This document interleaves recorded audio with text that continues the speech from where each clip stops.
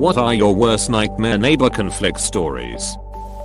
This is more of a funny story than a neighbor from hell, but in our apartment, we kept hearing massive but think like a rhythm game, starting at like 6 PM to sometimes going till 11 PM, and it sounded like it was localized right above our bedroom. Finally, one night I go up and bang on the door, but they don't answer. About an hour later, I hear moving around in the apartment above me, so I walk out, hoping to catch them either on the stairs or so I can knock on the door again. I go out, and he's walking down the stairs. When he sees me, he asks if I can turn down the bud so he can sleep. It was like the Spider-Man meme where they are pointing at each other. I told him I thought it was him this entire time. So after we realized it was neither of us, we walked together and found the noise coming from a building 2 buildings down, and it turned out the dude had a drum set in his closet and was rocking out every night. Since we talked to him, we can hear it. But he always stops around 8 PM now. So it could have been way worse if the guy was a dick. That's like weirdly wholesome. Yeah, it was really funny. When we were talking to him, I told him he had great tempo, and he cracked up. There was an old guy behind named Lowy. He was a cranky old fart and had fights with every neighbor. His house's lot was the last on the street, and the crossroad where I lived had 4 lots back to his side. So he had 6 lots adjacent to him, and he fought with them all. When I first moved there I tried to get along. I had been warned. I planted a garden and he oversprayed weed killer over a lot of my plants, including several nice watermelon plants. He'd yell at me. He'd yell at my dog. My wife said he was saying obscene stuff to her. One day he called me a fat hillbilly without a pot to piss in. I called him a stupid old goomba. He was Italian, and he acted like I really hurt his feelings. This went on for years, and he was keeping neighbors agitated as well. Here's the good part. One day I was at a flea market type thing and I saw him in his little accessibility cart. I tried to stay away. Suddenly from behind me, I heard him say, "Hey, aren't you the guy that lives behind me?" I said yeah, and he popped out hand to shake and said how ya doing, and we talked. He was friendly. He told me his wife had a stroke recently and invited me over. Wondering what was going on. That summer he saw me and came out to talk, and we chatted. I mentioned I played guitar and he jumped and said go get it and I'll bring the wife to the kitchen and you can play for her. I was stunned. I was shy about playing, but I brought it over and they thought it was wonderful. One day he apologized for being cranky before. I apologized back. Lowy and I were friends the next few years. He'd tell me stories of when he was a kid in the 1920s. Just became a good guy. None of neighbors forgave him, but I did. I assumed his doctor gave him Prozac or something. Anyway, he died on September 10th, 2001, the day before the infamy. He was a diabetic and took nitroglycerine for his heart. Neighbors said he committed suicide, but I knew another guy that couldn't get his nitro on time and died. I think he had a medical emergency and could not make the call. About a year before he died, he asked me that if something happened to him to check the door on his lawn shed and make sure it was locked. I checked it. It was locked. Dude, what did he have in the shed that he wanted so badly to be locked up? Just a lawn tractor and lawn stuff. In that neighborhood, if you left anything unlocked, stuff went missing. He was just worried about his tractor. I've posted this before. A little backstory for context later. I live in a very spacious country subdivision. We are about 25 years younger than the average owners. Everyone has at least an acre. My husband and I personally built a large shed next to a detached bed garage. It took us about 3 weekends to do it. We also mow our lawn once a week. Our yard isn't meticulous but hardly neglected. We got a letter in the mail one day. It was typed on a typewriter and came from the Uppersmith neighbor group. Name changed. The letter read, "When you first moved in, I wasn't sure if you had the class, finances or breeding to be in our illustrious neighborhood. I see that you finally built a place to hide all the junk you insist on keeping in your yard. Now if only you could do something about that hayfield you call a yard." The junk they were upset about was building materials for the shed that were delivered, used and cleaning up in 3 weeks. I was so mad and revenge was first on my mind for weeks. I couldn't figure out how to handle it to my satisfaction. I figured it out right before the 4th of July. I got 2 old toilets and put one on either side of my driveway by the street. I planted red, white and blue flowers in the bowl and stuck in a couple of small American flags for flair. Then made a large sign that read "Thank you Upper Smith neighbor group for your letter suggesting I take more pride in my yard." I kept them for a whole year, switching out the bold decorations for every holiday with the wackiest decorations I could find. Our neighbor kept complaining that the plants by the shared fence in our garden were dragging it down and ruining the plants climbing on her side. You only had to glance at the fence to see that it was massively weighed down on her side. It was sort of a wire fence, and it was stretched and bowed on her side so that it practically touched the ground. We had a few plants against the fence on our side but nothing like she did, and yet she kept insisting it must be our fault. When we moved out, we hired a couple of gardeners to just tidy the garden up a bit for the next tenants. We left them to it and went inside to pack. When we checked on them later we found that the neighbor had come in and told them to get rid of all of our plants by the fence, which technically belonged to the landlord. And instead of coming to check with us, they just totally ripped out every flower bed along the fence on the say-so of some random stranger.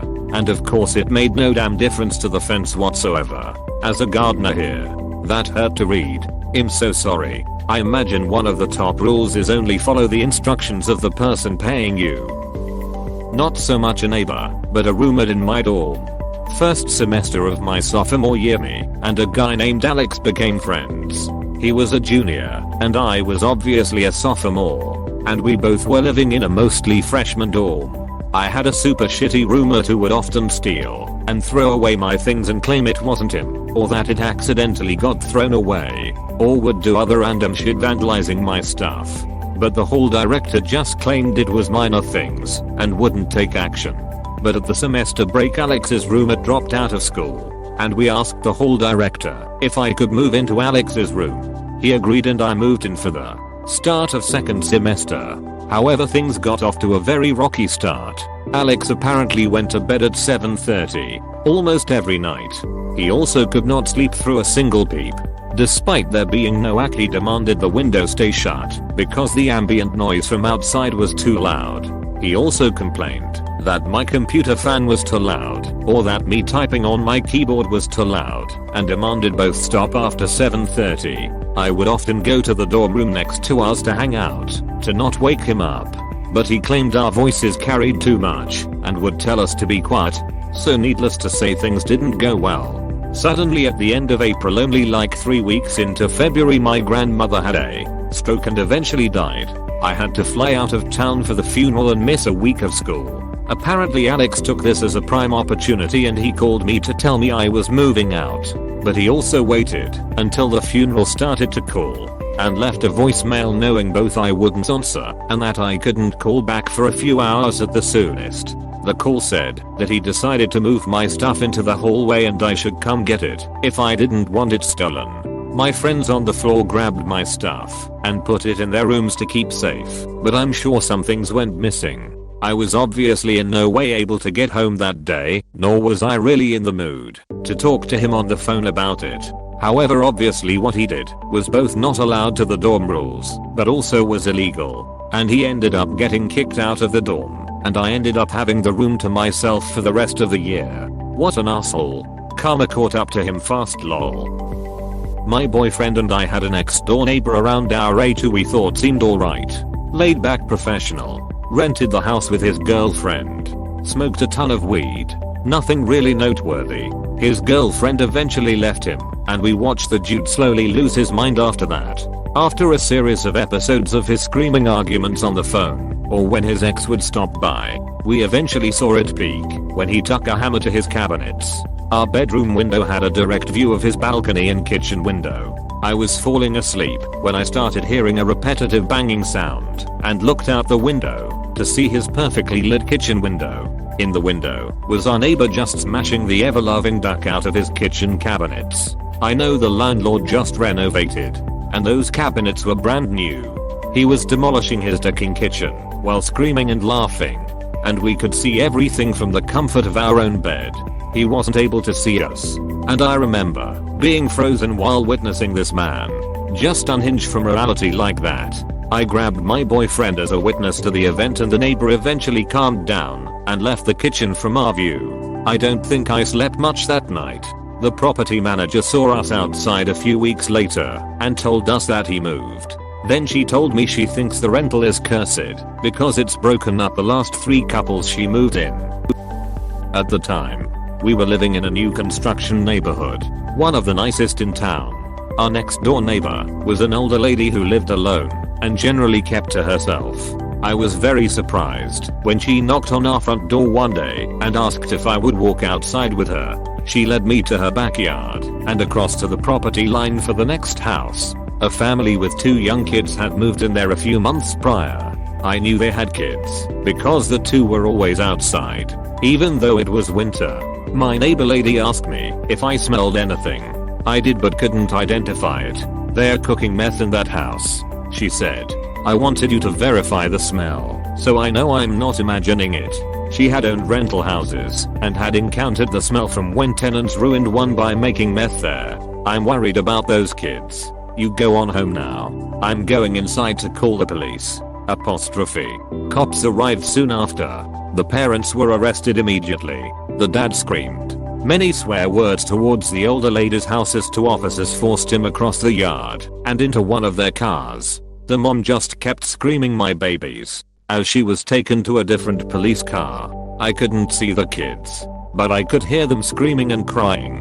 DCS came and took the kids away. They were the first to live in that new house. It had to be completely gutted and redone inside because of the chemicals. That process took nearly a year. Neighbor lady surely heard everything that man yelled, and she probably risked retaliation if he got out on bail. He didn't. But she absolutely saved those 2 kids. I worked on a house in my town that had been completely ruined by meth and hoarding. I kinda became the go-to guy for how to get chemical stains, smells, etc. because I grew up in a meth house. We ended up having to gut it down to the studs, inside and out, out, even on the roof. The only things we kept were the wiring, the studs and rafters, and the foundation. I don't remember this well, as this was handled by my parents ever since we arrived to the building we're currently living in. The water bill, I don't know if that's how it's called, had been insanely high. After years trying to cut showers and stuff like that, they finally called the water company. Turns out the laundromat downstairs, which was owned by another neighbor, had tweaked its pipes so that all the water they used was marked as used by us, not any business, a laundromat. Eventually it was fixed and we're back to paying a reasonable amount. But I don't remember if we were ever compensated for all the previous years. My dad, who was fighting that, died around the same time. Not related lol. He had cancer. We had a neighbor who was obviously nuts. They were older and both unemployed and having a rough go of it. So what's a unstable busybody to do? Why? Peek over your neighbor's 6-foot tall solid wood fence to spy. They called animal control on us because the dog's splashy pool water was gross. Not their drinking water. That was an automatic watering system that refilled with fresh water every time they used it. But the splashy baby pool water the dogs like to play in. We asked them, why the duck did you call animal control on us? Our dogs have their own floor of the house. They are hardly abused, they said, hysterically sobbing. We just didn't know what to do. Exclamation mark. Exclamation mark. Exclamation mark. We relocated to another residence after that. They then stole the huge ceramic pots of black bamboo that went on either side of the porch. When we pointed the theft out, they got angry and claimed since we were moving out, they were fair game. That's not how moving works. That's not how moving works at all. They live next to the Sackville Bagginses.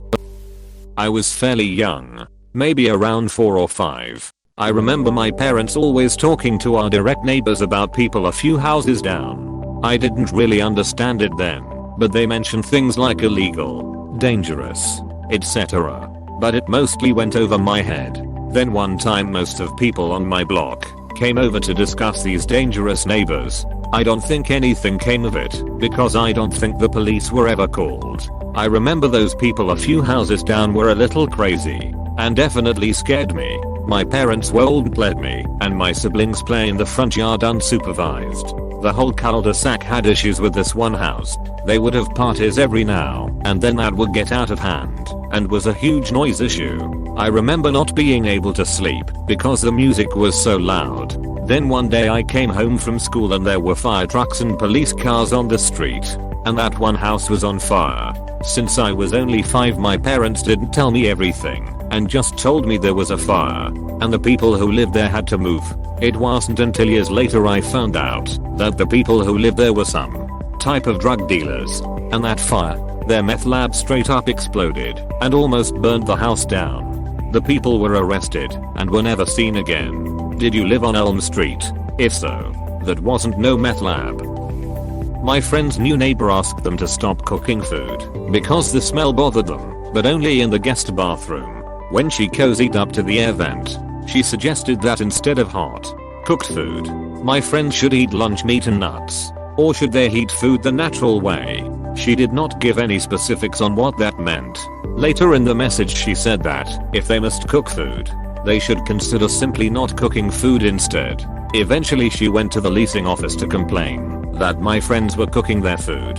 Thankfully they declined the complaint because it was so ridiculous. If you're this kind of person, please never live in an apartment complex. Seriously, how did you think that was gonna go, lady? Oh my, we can't have paying tenants cooking food in their apartment. If it's bothering you, I'll tell them they can only eat uncooked things from now on.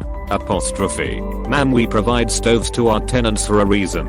We suggest trying a landlord that doesn't, if you can find one. Thank you for watching. We hope you enjoyed this video. Please subscribe for more videos.